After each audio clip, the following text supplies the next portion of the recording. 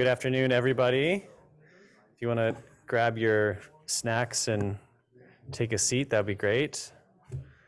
My name is Steve Allison. I'm the director of the Newkirk Center for Science and Society.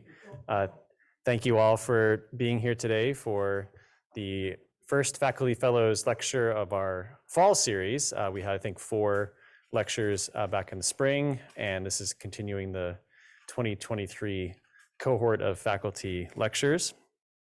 I want to thank especially Martha and James Newkirk, whose generous donations have funded the Newkirk Center over the years and this program as well. I want to thank Jamie Rich for setting up the food and organizing the event today. And of course, thanks to all of our fellows who are sharing their knowledge and convening probably once a month this fall to share their experiences and work on their fellowship activities.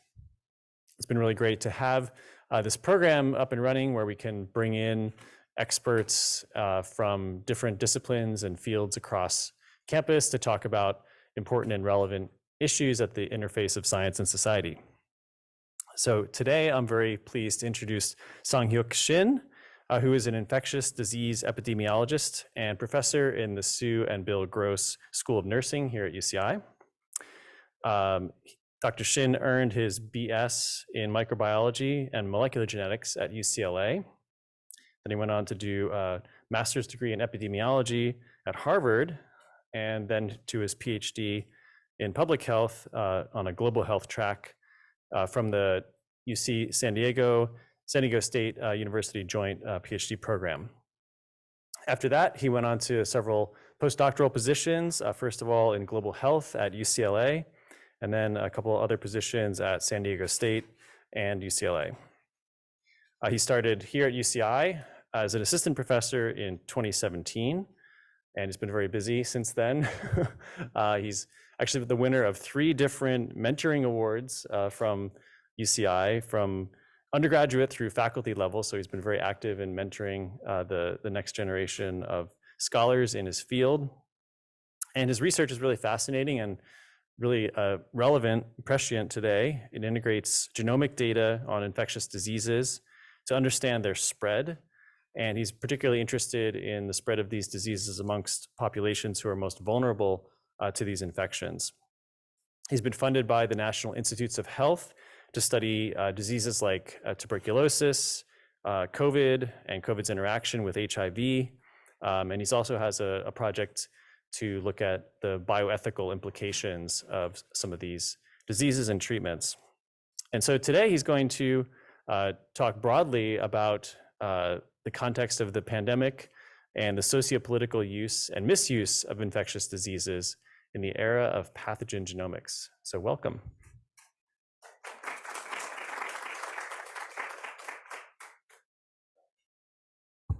Okay, thank you, Steve, for that introduction, and thanks to the Newkirk Center for the opportunity to give this talk.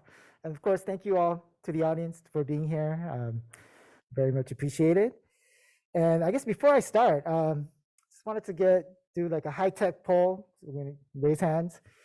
How many of you heard of the Omicron variant? Okay. How many of you heard this notion that the Omicron variant is mild? Mild? Mm-hmm. Okay. How many of you heard from the CDC that the Omicron is not actually mild? It may be milder than previous variants, but it's still not necessarily mild and should be taken seriously. Anybody? Okay, many of you. That's great.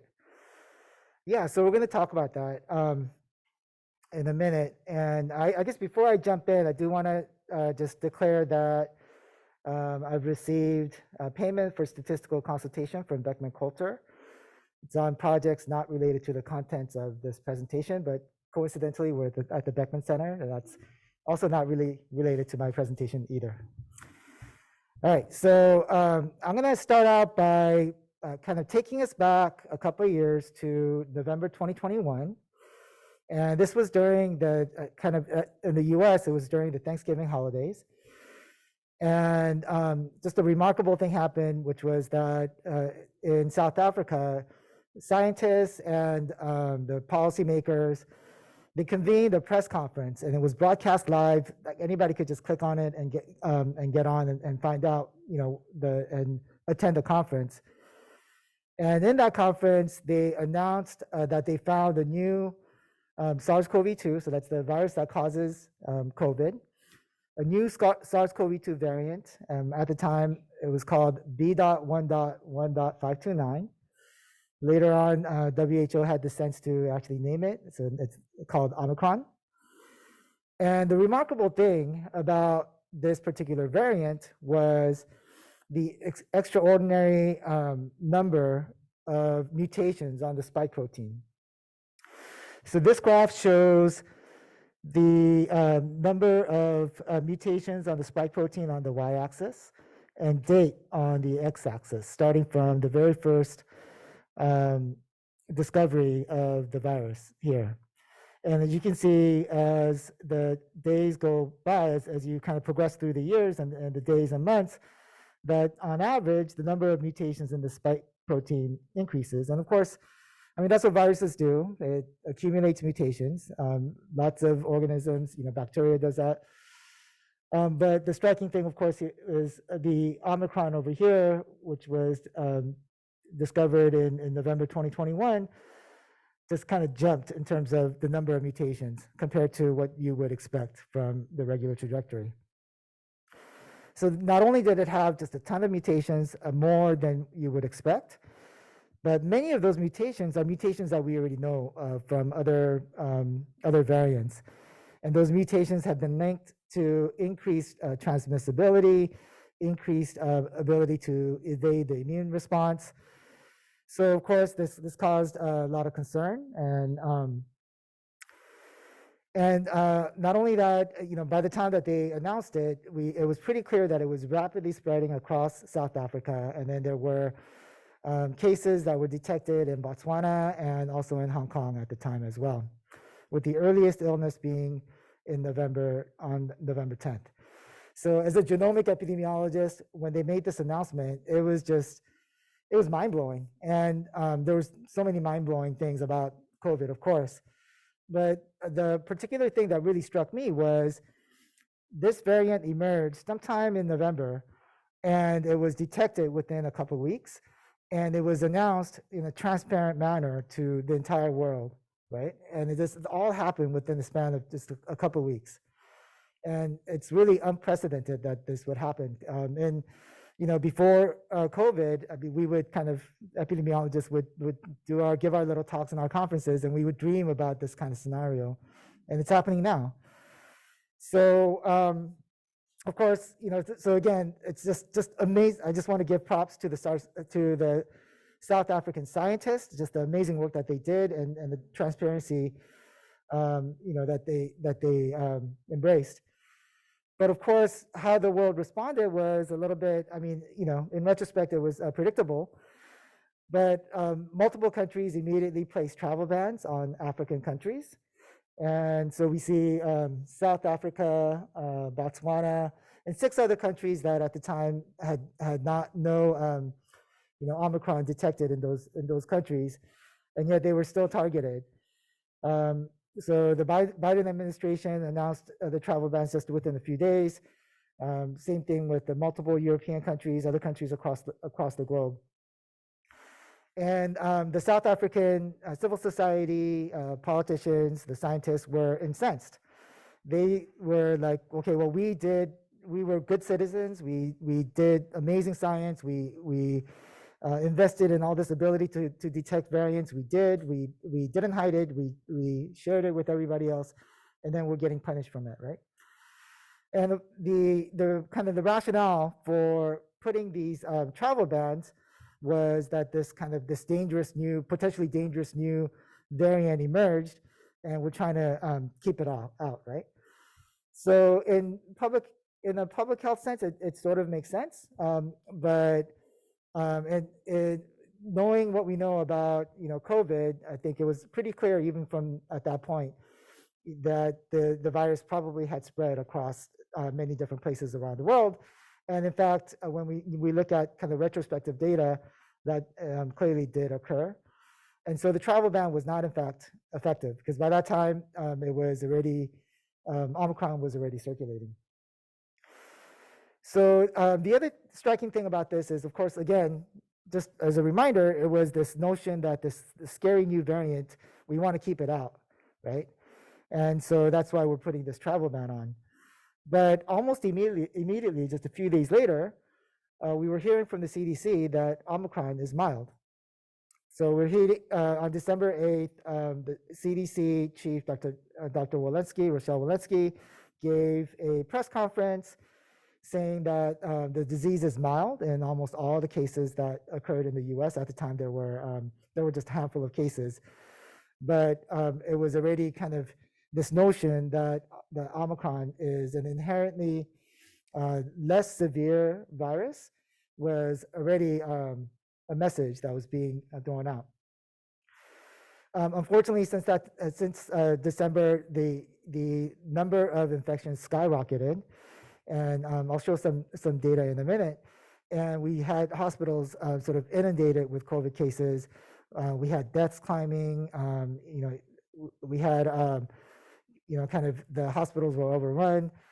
And finally, on January 26th, Dr. Walensky came back with a press conference saying that, okay, it may be milder than previous variants, but that doesn't mean it's mild. It should be taken seriously.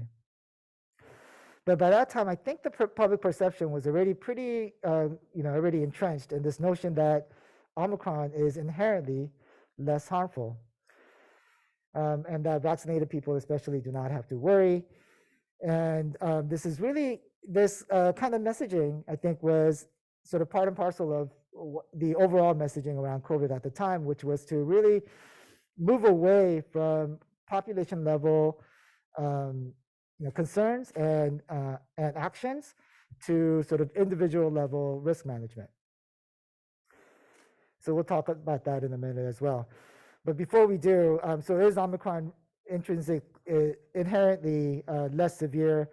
The multiple studies have shown that that's in fact not the case. This is one of the more recent studies. And what these investigators did was to analyze the data for during the Omicron wave among people who were not vaccinated and never had COVID, and compare the severity in that population compared to the early COVID waves and severity in that population. So here we're looking at hospitalization fatality risk on the x-axis. I'm looking at different age groups.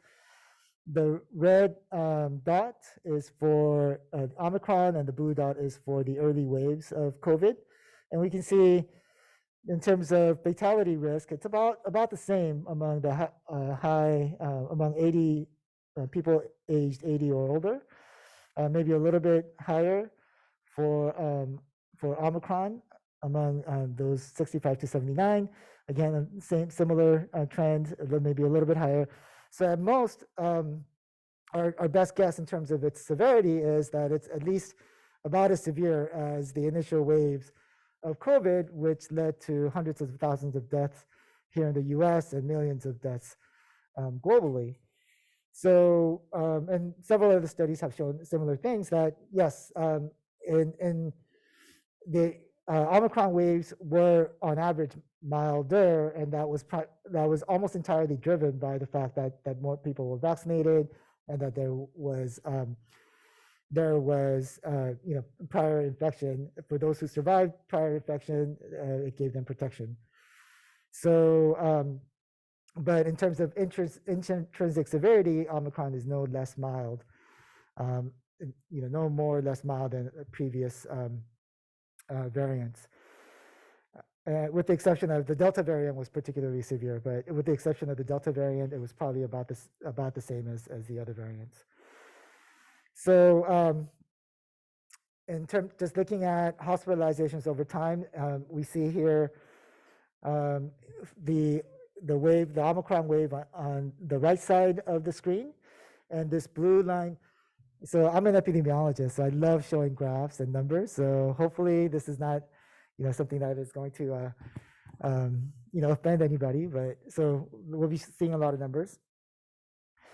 and graphs. And so here we see in the Omicron period, this blue line is for unvaccinated people. And so the rates among the unvaccinated people are much higher across time and much higher during the Omicron wave. But you can see here for partially vaccinated and fully vaccinated, people were not completely spared either.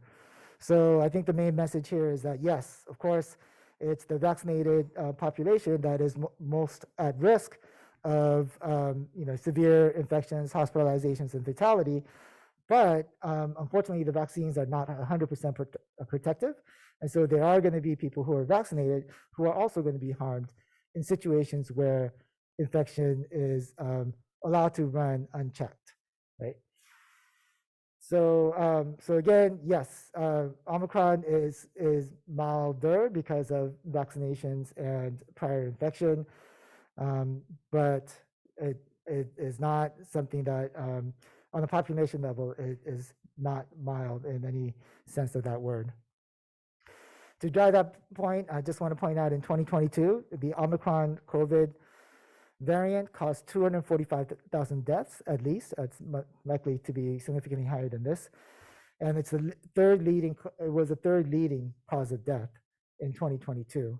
So again, this is the mild COVID variant that was the third leading cause of death in the US.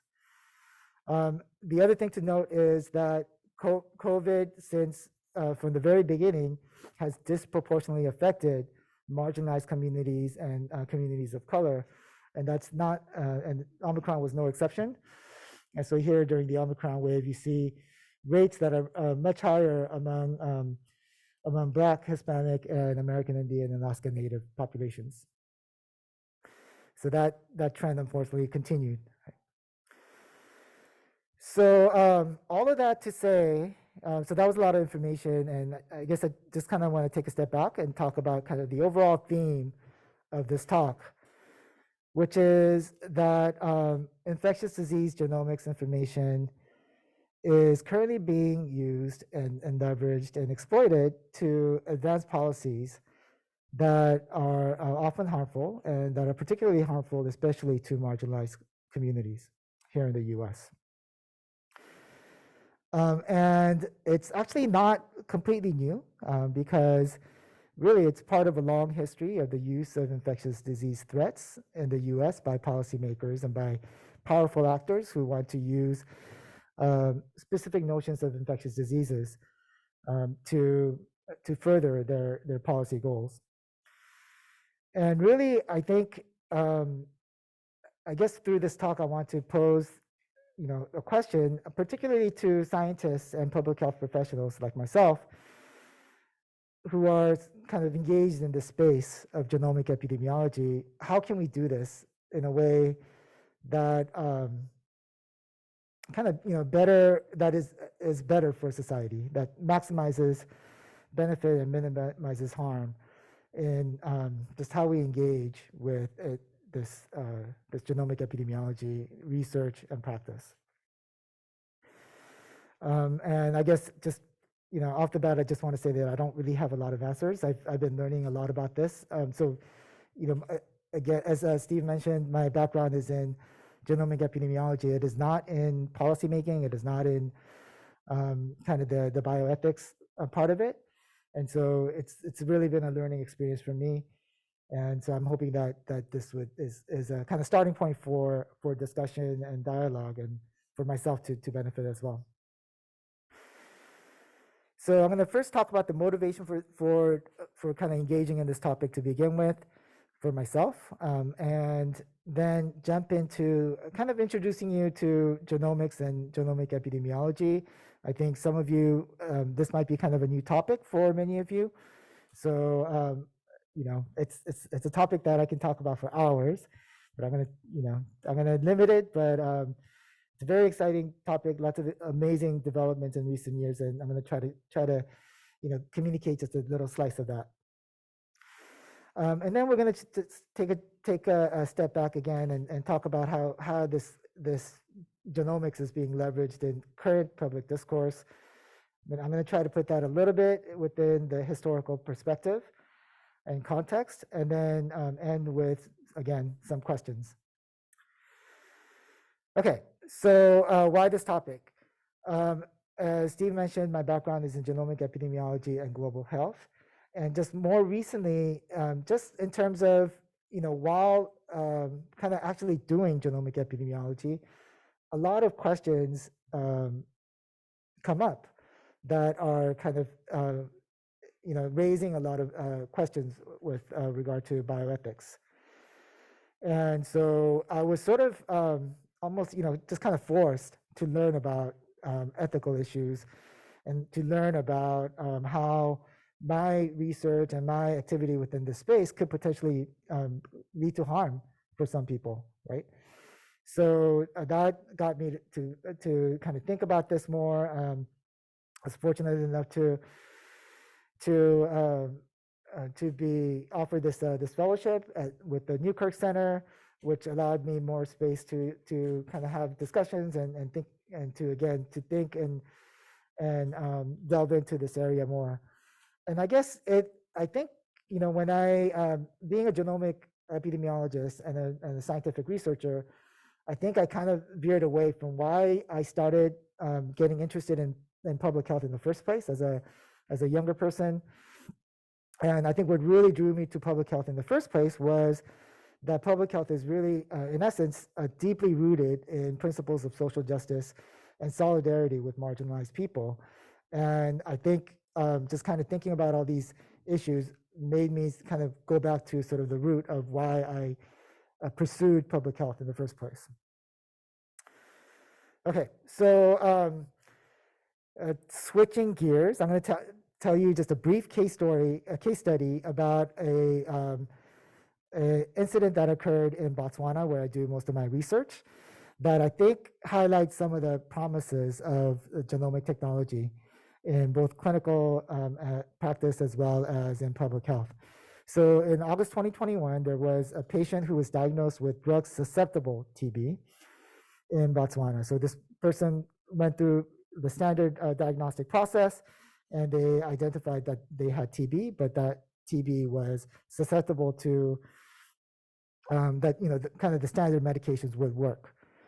The person, unfortunately, was also newly diagnosed at the time with advanced HIV disease. So, so the person was very, very, kind of at the very poor state of health at the time. Thankfully, they responded very well to therapy. So they were started on HIV medication and provided with standard TB therapy, which is 6 months. And they completed the 6 months. They were doing relatively well health-wise. The HIV medication seemed to be working. Their CD4 count, the measurement of immune system was increasing. So everything looked really good. The person was also enrolled in our study. And as part of our study, we sequenced the TB strain that was isolated from that patient. And because it was research, it was something that we weren't rushing to do. It wasn't supposed to aid in public aid in clinical medicine. So we only sequenced that person's the TB genome in October 2022. So over a year since diagnosis.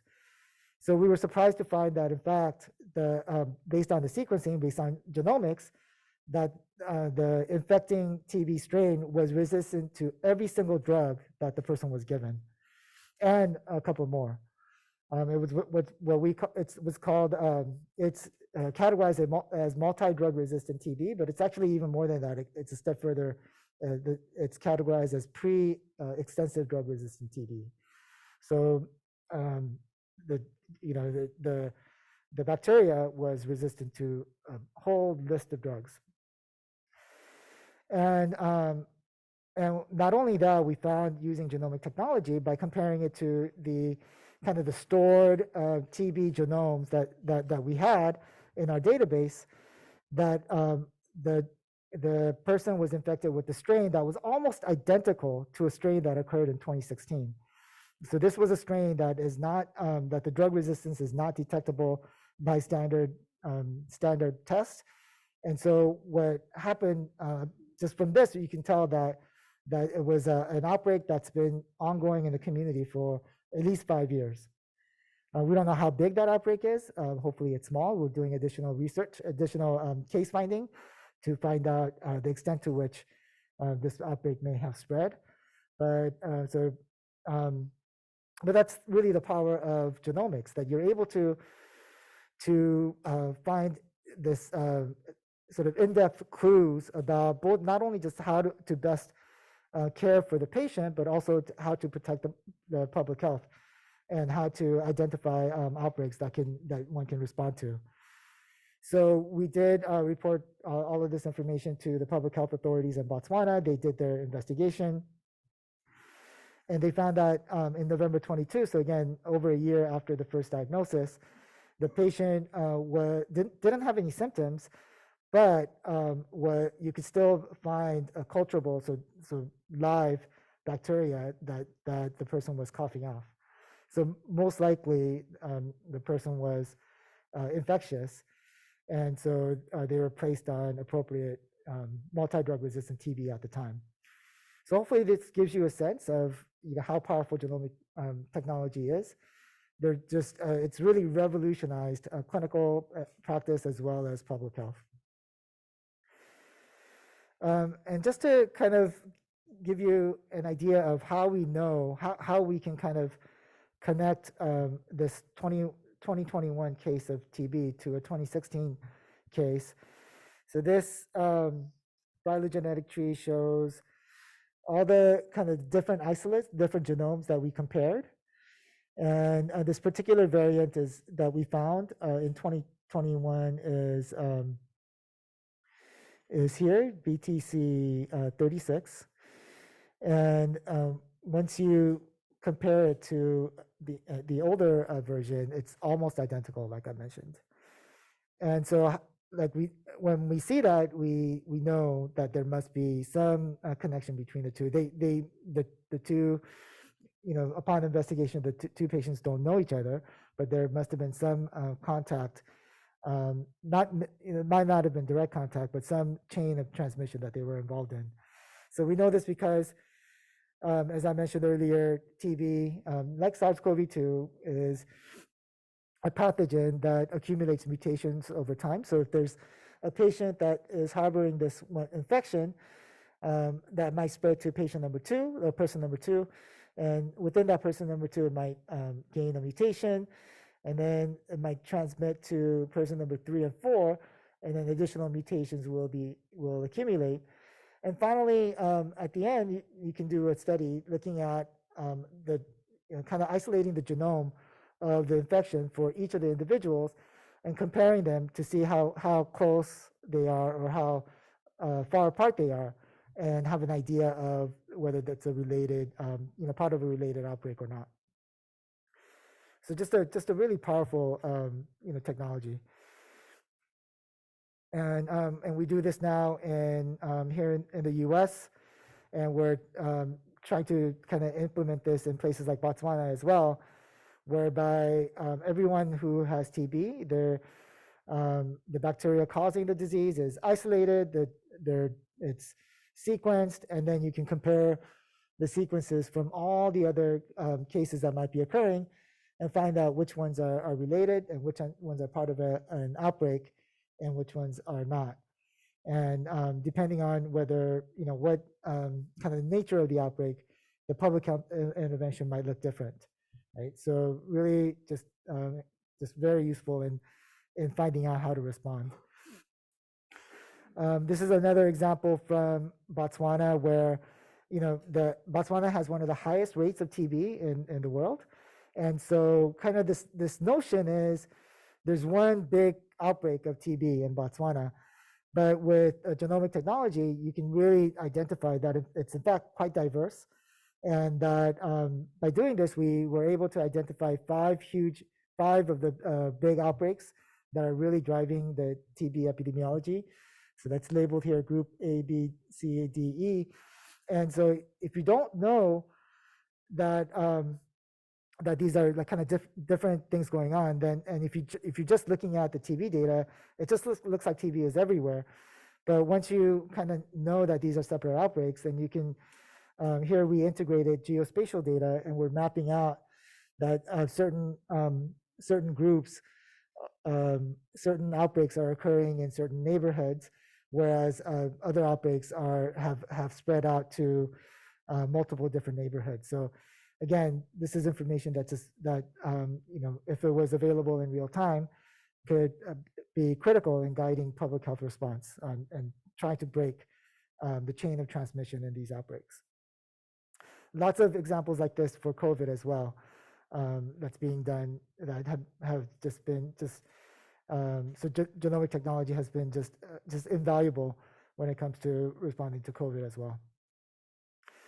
So this is a list of all the just amazing developments within public health that infectious disease genomics has contributed to. So this includes variant monitoring, determining treatment, predicting treatment effectiveness, predicting how the disease will the course of disease trajectory, outbreak detection and response, as I mentioned, just kind of, and also just learning more about transmission dynamics. So, for example, is Omicron more infectious, than other variants?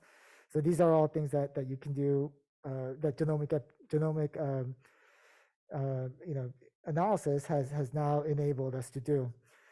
You can also kind of infer who infected whom, although you can't do that with 100% certainty, but have an idea of what's likely in terms of who infected whom. And lastly, of course, right now, as we're rolling out new vaccines that are tailored to the circulating variants, genomic methods have really revolutionized vaccine development as well. And this is really, it's just really an amazing development in the past few years. And this is a picture of Dr. Jennifer Gardy, who was our keynote speaker at the UCI Infectious Disease Science Initiative when we launched in October 2019. So just a few months before the onset of the pandemic. And her talk was all about the promise of pathogen genomics, how we could, but there are lots of holes, lots of challenges, and how there are opportunities to put in real-time genomic sequencing, genomic monitoring, for new and emerging pathogens. And her talk was amazing, but it was also amazingly prescient, because just a couple of months later, that's in fact exactly what happened, was that the COVID pandemic really gave us the impetus and the resources to actually do what we thought we could do at the time. So just from the very onset of the COVID era, infectious disease pathogen genomics has had a critical role. So this is a snapshot of the website in which on January 10th, so just a few days after the world just learned about this new pandemic, Dr. Yongzhen Zhang from Fudan University shared the first SARS-CoV-2 genome, and it was posted just on a public website for anybody to download, right? So we can actually navigate to it right now and access it. And so it's really that genome that was posted that was used to launch vaccine development almost from day one, and which allowed for the vaccines to be developed and rolled out in record time. Also, that initial sharing of the data just kickstarted just real-time data sharing, real-time data analysis, and which was never done before for any pathogen. Maybe the flu comes a little bit close to that, but not to the scale of SARS-CoV-2. And also, I think for the first time, people started talking about genomics, right? In public discourse, people were talking about mutations, talking about new variants, and so these genetic results were being kind of engraved in public discourse and consciousness in a way that was never done before. So and this is just from today. So right now there are 16 million SARS-CoV-2 sequences that have been deposited in a public repository called GISAID that, well, theoretically anybody can access. You still have to get permission from the GISAID administrators, but they're publicly available. So when COVID, when Omicron hit in November 2021, and as I mentioned, the whole kind of notion of Omicron is mild. In the U.S., we had kind of gotten into a phase, especially kind of driven by the White House, the Biden administration, of this kind of post-vaccine phase of the new normal, right? And so so there was this constant messaging in the media that we're now at a point that we can prevent nearly every COVID deaths in America.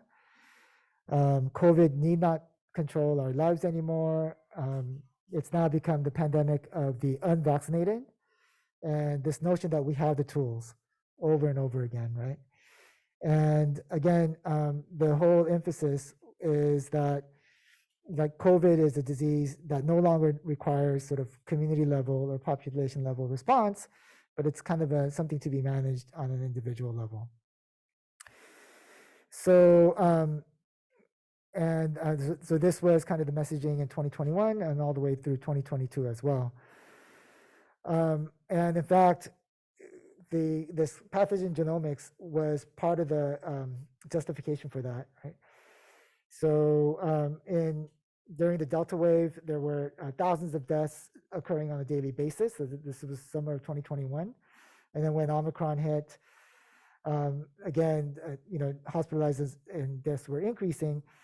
And when the Biden administration was challenged, well, what's going on? You said that this is the new normal, and we're lifting all the public health measures. We're lifting, social protection measures. What's going on? And Vice President Harris, her response was, well, we were doing fine, and we weren't able to predict. We didn't see Delta or Omicron coming, and that was kind of the rationale given to for the kind of the reduction of resources to public health and the attention given to public health. But we know actually that the administration definitely saw these variants coming. The CDC definitely saw it. I participated in CDC calls where we talked about the new variants that were and that was going on in for Delta. It was in the UK before it hit us, and India before that. So even from the Delta variant, these kind of notion of the variants was being used to justify certain policies. So Omicron is mild, really fits right in with the whole new normal, messaging of that period. And that messaging, I think, has a lot to do with justifying kind of rolling back a lot of the measures that were put in place with the onset of the pandemic. So these are some of the social safety policies that were implemented, so including the eviction ban, extended unemployment benefit coverage, additional an increase of the unemployment benefit, foreclosure ban, child tax credit expansion. These are all critical social protection safety measures. Free school meals, Medicaid expansion was huge. It was like 2020, I think 2021, U.S. finally hit below 10% of the population being uninsured thanks to the Medicaid expansion, right? So these are all critical social safety policies that were in place. And as you can see, starting from 2021, they were one by one slowly being lifted. And again, this whole Omicron is mild new normal. I think this whole messaging was part of kind of justifying the lifting of these policies. And what happened is not surprising. So we know now that the expiration of these public assistance measures led to increased poverty in every single state. This Washington Post graph is particularly focusing on childhood poverty, and we see here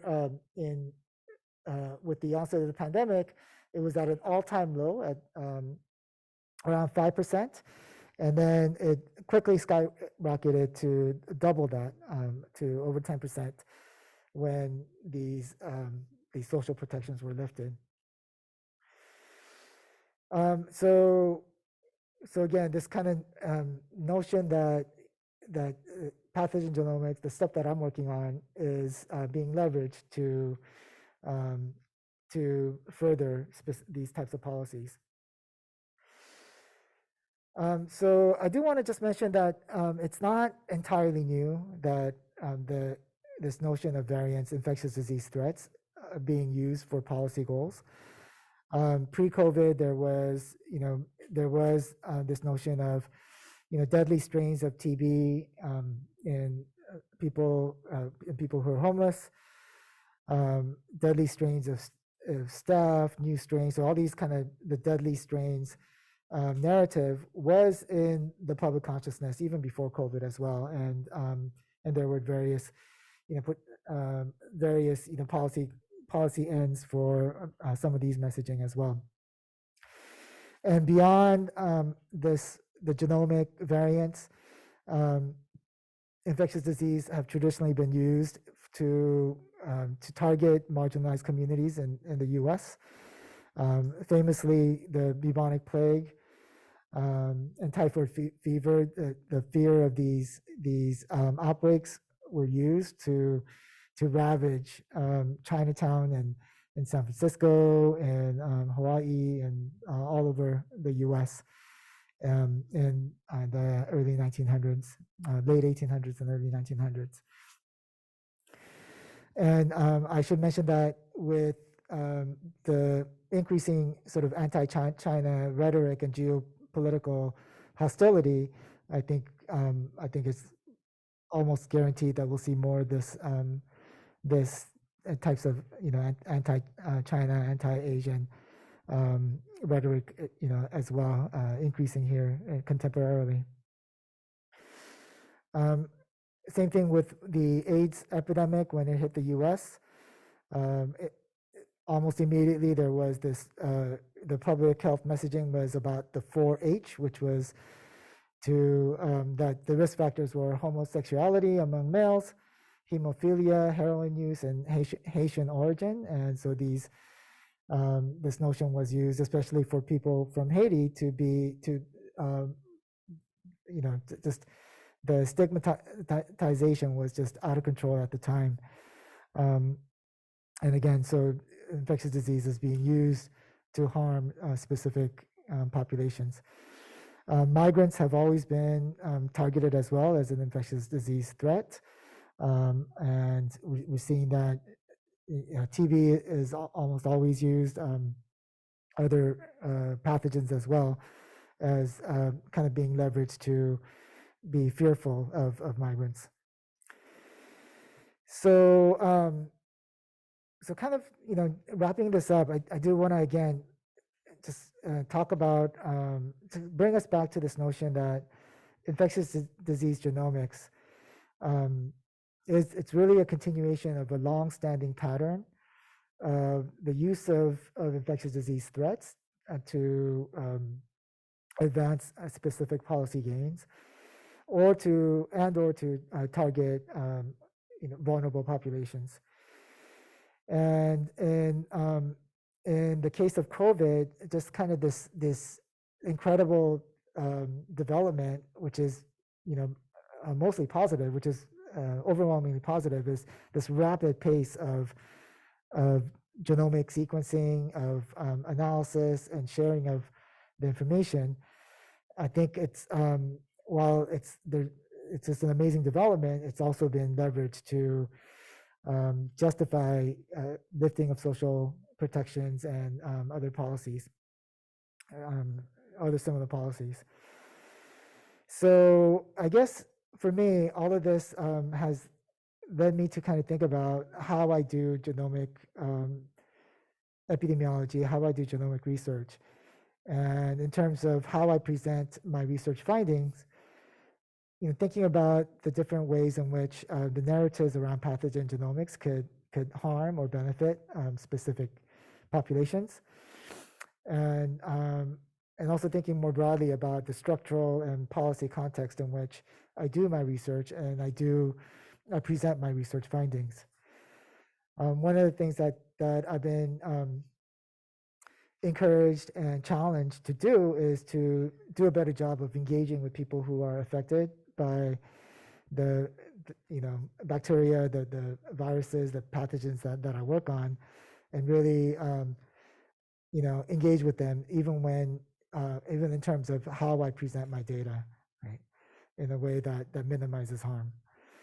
And I think as somebody who has the kind of the genomic epidemiology background, how can I better advocate for public health policies that that are based on public health principles, that are based on reducing health disparities, that are based on promoting health in vulnerable communities. And with that, just want to conclude again, just to summarize, that genomic methods has just really revolutionized infectious disease knowledge. I hope I was able to convince you of that. And then, and also that unfortunately that this knowledge and this technology has also been exploited to advance policies that often harm marginalized communities. And it's really nothing completely new, but it's just kind of a new wrinkle on how I think powerful actors have been using infectious diseases for centuries. And I think just ending with challenging myself, other scientists, with the public at large on how we can contribute to minimizing harm and to promoting health with genomic knowledge. All right, so with that, I'll take questions.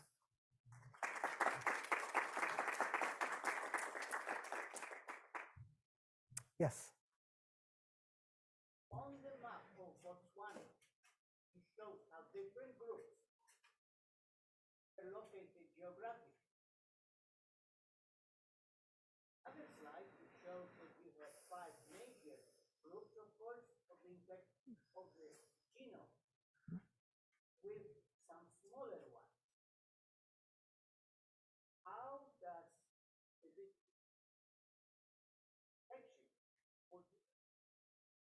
overlap with population density, vectors to transfer? In other words, you may have certain density that just is not even high, but it is not vector. Okay, you may have other situation, large or small. For whatever reason, whether it's culture or whatever. So question begs, what is the overlap and what kind of insight can be gained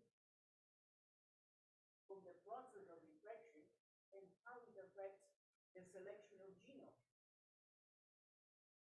Does it matter at all, or are we completely left for chance? Okay, so I think there are multiple elements to that question. Let me try to tackle the one about vector. So the map I showed was of TB and how it's distributed within particular city in Botswana.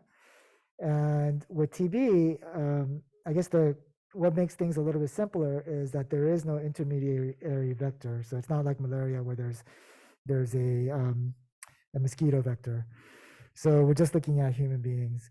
So that makes it a little simpler. With vectors, definitely it would be a lot more challenging because you would have to also account for that ecology. And with respect to the population density, we did account for population density, and I think it's a really good question, because sometimes we look at where cases are distributed, and we're just only looking at where people live, basically. But we did account for that in a couple of different ways, and we're still able to identify that certain outbreaks occur in certain communities, which makes sense. That's how outbreaks work. Is it starts from one location and kind of spreads out, right? So so we were able to do that. Thank you. But the question, of course, underneath it, trade routes come into play. The disease, one location to the other,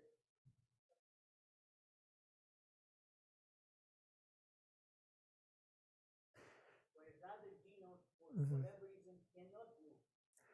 Yeah. Situation that is occurring, can we be? Yeah, no, that's a really good question. And I guess the answer is yes and no. Our data sources are not so so comprehensive that we can look at population movement in such a fine detail. But we do have information about social networks. We do have information about transportation routes. So it's actually one of my PhD students just showed me some data today. So we're actively looking at that. Okay, any other questions? Yes.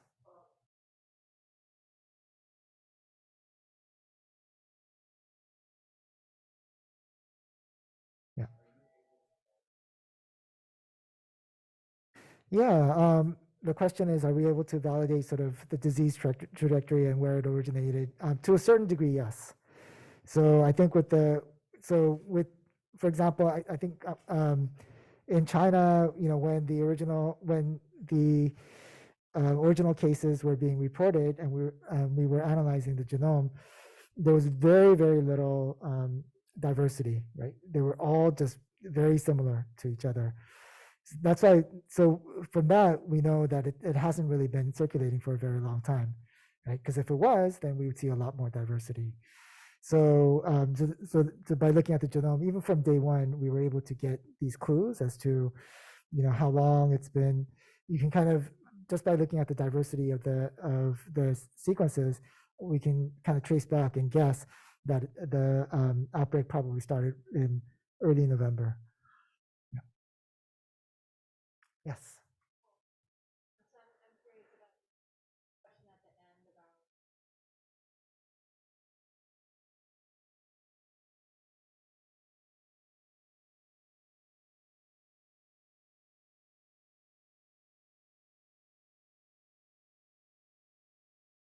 that occurred to me is right the data, right, and that. And I'm just curious, sort of.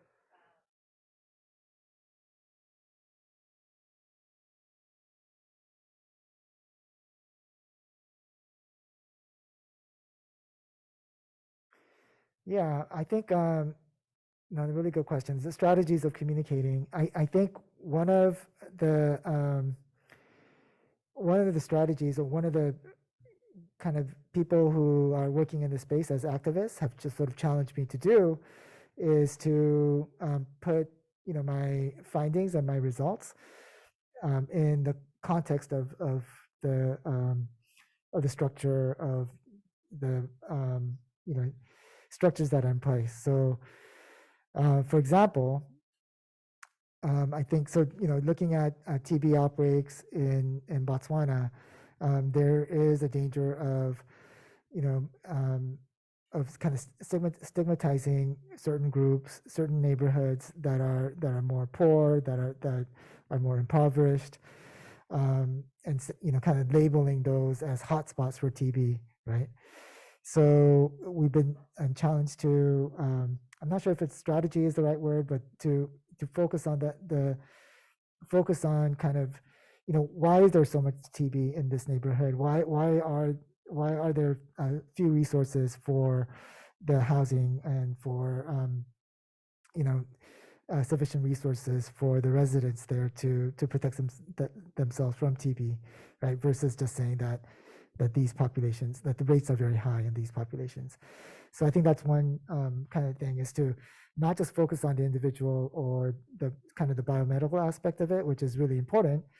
You know, I mean, I'm doing genomics, you know, but at the same time, take a step back and talk about why, you know, the structures exist and why people are put in these vulnerable positions. Yeah. So I think there was a question in the back. I was wondering if you speak a bit about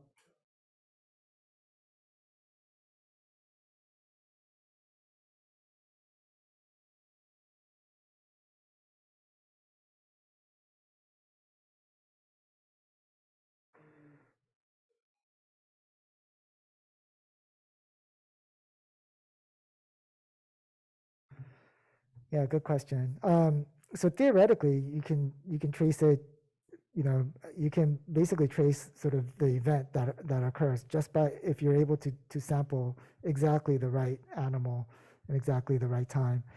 But of course, there are lots of animals, and so you can't really get the infection information, right? From every single animal that's out there, and so that makes it almost impossible to really trace the kind of the kind of the jump event from the animal to human. But by sampling more, we can have kind of more finer ideas about some of the dynamics. But after the actual specific, you know, tracing of, you know, where and when it happened, I think is really challenging, just because of, you know, with COVID, for example, we're talking about, you know, I don't know how many, you know, millions of bats or that are in different parts of Asia that can actually harbor the the coronaviruses that could jump to humans. So it's it's a challenging task, but I think the more sampling and the more kind of monitoring we do, the better chance that we have at understanding potential risks. Yes. Just a couple of comments. One is, you know, you mentioned that there was such the sequence vaccine came really, really quickly. Unfortunately, what I see with the narrative, for me, it's kind of sad or disappointing. The response in terms of people like willing to get the vaccine. I mean, so there's people that were willing to do the two beginning, and then the boosters came out, and there seems to be less and less interest. And I'm just wondering what about that in terms of narrative is kind of being out there or Yeah. misused. Well. One question. The other thing is with Biden and the idea of the new normal. If part of that was just the politics of the situation, in a way, that's what people wanted to hear. You know, it's not so bad or whatever. And then my third comment is, I'm wondering that going from, you know, kind of a community thing to individual thing, we kind of wash our hands of what we need to do. Then we put it up, oh, well, you have to decide whether you want the vaccine or not. You don't have to worry about public policy so much, because we're putting the responsibility on the individual rather than putting the responsibility on us, the public. Yeah, I like your washing hands. I saw what you did there. That's great. Yeah, no, absolutely. I think your first point was about vaccine acceptance, and you know, I think it's complex. It's not my area of expertise, but I guess I do have to say that when kind of the message from the public health authorities is that it's mild and that you know, it's fine, you know, and I mean, the vaccines are emphasized, but at the same time, the threat of the infection is also minimized as well. So I think there's a little bit of mixed messaging, and so maybe that doesn't really help. I think there are a number of things going on. Obviously, lots of misinformation there, and I think especially in the initial stages of the rollout, I feel that there wasn't sufficient resources to really engage with communities, with churches, neighborhood groups, things like that. That did eventually have a significant impact, but it wasn't emphasized at the very beginning, and I think it's still maybe not as emphasized with the new vaccine that was just approved. I think a lot of people don't even know about it. Maybe some of the folks here might not know, but there was a newly formulated vaccine that is more currently addresses the circulating variants that was just approved a couple of weeks ago. But the resources for rolling that out, I feel like haven't been very well invested in, and so I think the kind of rollout has caught a lot of snag, I guess. With respect to, what was your second question? I think it was about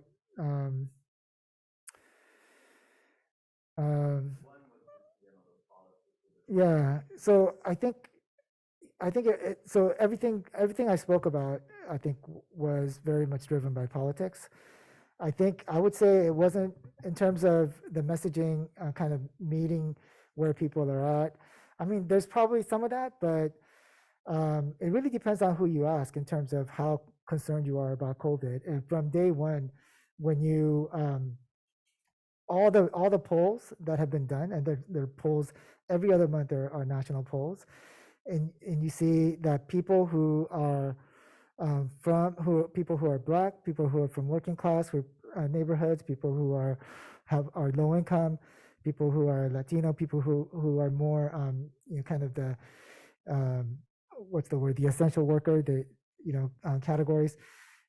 Almost every single time, every single survey you see, they're much more concerned than people who are white, people who are middle or upper class. So it really depends on who you ask, and people were even now, the most recent polls show, despite kind of nobody wearing masks, nobody whatever, but if you ask if the public health authorities recommend a mask, would you wear it? Then it's all the people whose communities were actually really impacted by COVID, who are saying yes, they take it seriously, they'll do something about it. And so I think there's a huge, because of the disparities, and I think there are people for whom COVID was just a nuisance, just kind of inconvenience, whereas for others it was devastating. Yeah, I mean, how many orphans were created because of the pandemic, right? And so I think different communities have different experiences, and I think what was driving the policymakers, and again, this is not my area of expertise, this is just kind of guessing, is I mean, it really seems like it was really kind of the big business community that really pushed for kind of reduced ending of social protections and ending of public health mitigations. And so I think that was what the pressure was, both for the for the Trump administration as well as the Biden administration. I think the pressures from day one were from kind of the big, the kind of big business, those that have the power in that way. All right.